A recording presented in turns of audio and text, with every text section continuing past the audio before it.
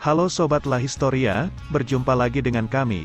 Semoga kalian sehat dan selalu berkah. Sebelum memulai video kami menyarankan untuk subscribe dan like untuk support dan menambah semangat kami untuk membuat tayangan video berikutnya. Oke, di video kali ini kami akan berbagi ke Sobat La Historia tentang klasifikasi jet tempur atau yang kita lebih kenal dengan jet fighter.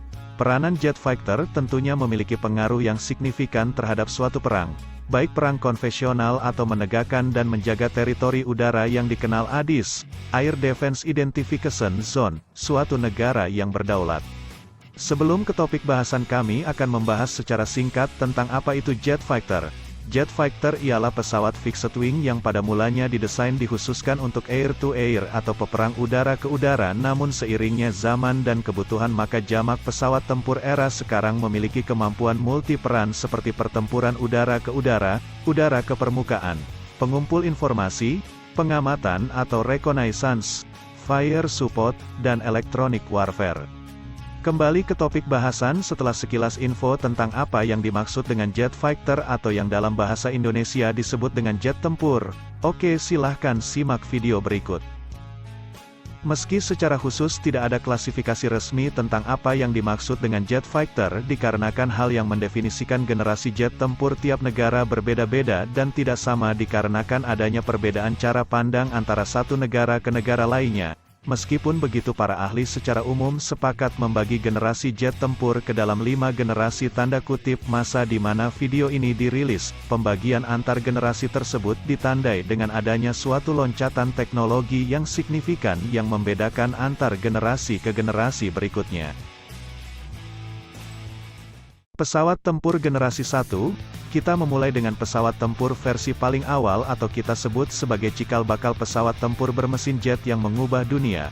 Versi awal jet ini dimulai atau digunakan secara terbatas pada akhir Perang Dunia Kedua dan memiliki beberapa kemiripan dengan pesawat tempur bermesin piston yang lebih umum digunakan pada Perang Dunia Kedua serta bersayap straight wing, tetapi penggunaan mesin jet ialah suatu loncatan teknologi pada saat itu. Kita lompat ke pengembangan jet fighter generasi pertama setelah era Perang Dunia berakhir.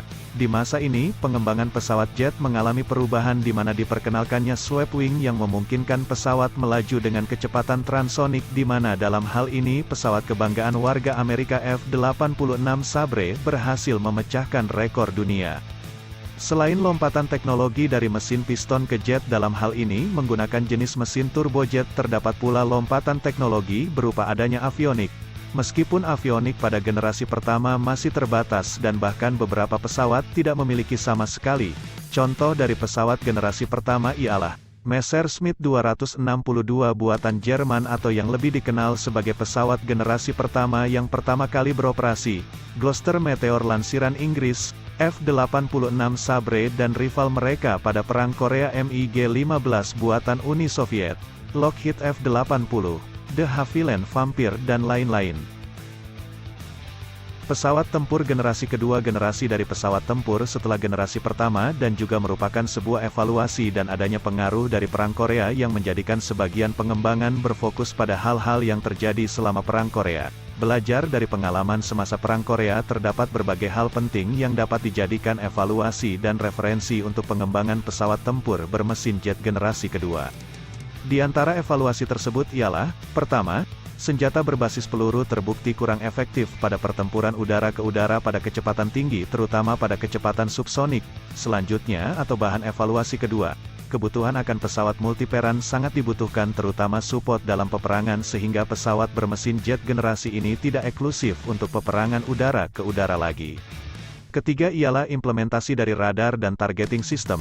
Meski pada generasi ini radar masih terbatas akan kemampuan dan teknologinya, tetapi pada zaman tersebut merupakan suatu kemajuan yang sangat signifikan dalam menentukan kemenangan dalam peperangan. Berikut yang keempat ialah beroperasinya misil dengan kemampuan berpemandu radar dan infrared yang memberikan kekuatan dan akurasi lebih dibandingkan dengan penggunaan senjata berpeluru.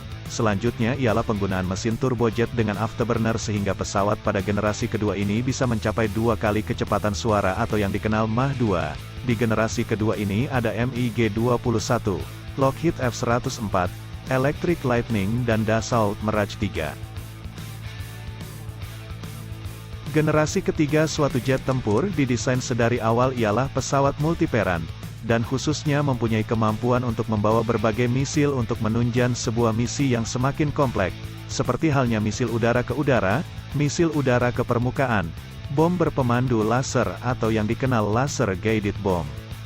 Tak hanya sebatas peperangan jarak dekat, namun pesawat generasi ketiga kali ini mampu melaksanakan peperangan jarak jauh dengan adanya misil Beyond Visual Range. Beyond Visual tidak dapat tercapai tanpa adanya loncatan teknologi di avionik khususnya radar dan targeting support, seperti penggunaan pulse Doppler radar yang lebih modern dibanding generasi sebelumnya, side targeting dan terrain warning system.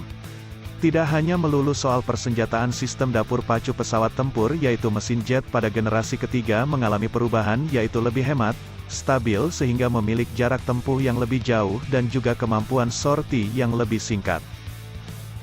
Mengikuti kesuksesan dari pesawat generasi ketiga yang berkemampuan multiperan, pesawat generasi keempat mengikuti jejak pendahulunya generasi ketiga dengan diciptakan berbasis dari kemampuan multiperan. Loncatan teknologi dari generasi ketiga dan keempat adalah dikembangkannya sistem komputasi yang lebih modern serta digital, berbanding dengan pesawat-pesawat pada generasi ketiga yang umumnya masih mengandalkan avionik bersifat analog dan digital namun sangat terbatas dikarenakan terbatasnya kemampuan komputasi pada masa generasi ketiga. Salah satunya ialah implementasi komputasi pada pesawat tempur, sistem fly-by-wire, dan juga digital cockpit dan electronic flight control. Penggunaan material komposit yang jauh lebih ringan dibanding dengan aluminium maupun alloy. Radar Doppler baik itu radar sistem pasif atau yang dikenal PESA yang lebih akurat, adanya radar sintetis, dan juga IRST yang merupakan dari infrared radar search and track. Di generasi ini juga jamak digunakan sayap canard yang biasanya ada pada pesawat buatan Eropa.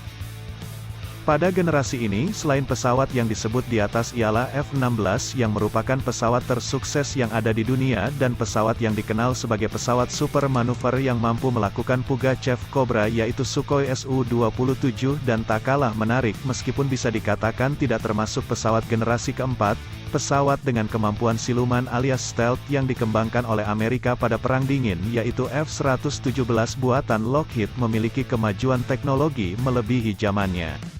Sebagai tambahan dari pengembangan pesawat dari pesawat jet tempur generasi keempat ialah generasi 4,5 di mana pada generasi ini pesawat mengadopsi sebagian teknologi yang kelak akan menjadi ciri dari generasi kelima. Seperti penggunaan bahan komposit yang bisa mencapai 1/4 dari berat total pesawat serta pengaplikasian bahan penyerap radar yang mampu menurunkan radar cross-section secara signifikan. Sistem elektronik warfare pun juga mengalami kemajuan pesat guna mendukung misi peperangan elektronik. Tak hanya itu, peran dari data link mengambil peran yang penting pada pesawat generasi 4,5 atau yang sekarang dikenal sebagai network-centric warfare. Pesawat pada generasi umumnya memiliki desain yang mirip ataupun menggunakan desain dari pesawat generasi keempat seperti pada F-16EF, F-15E, Super Hornet, Su-35 dan desain yang benar-benar baru seperti pada Dassault Rafale yang dilirik Indonesia bersama F-15 Eagle II, EF Typhoon, Gripen E.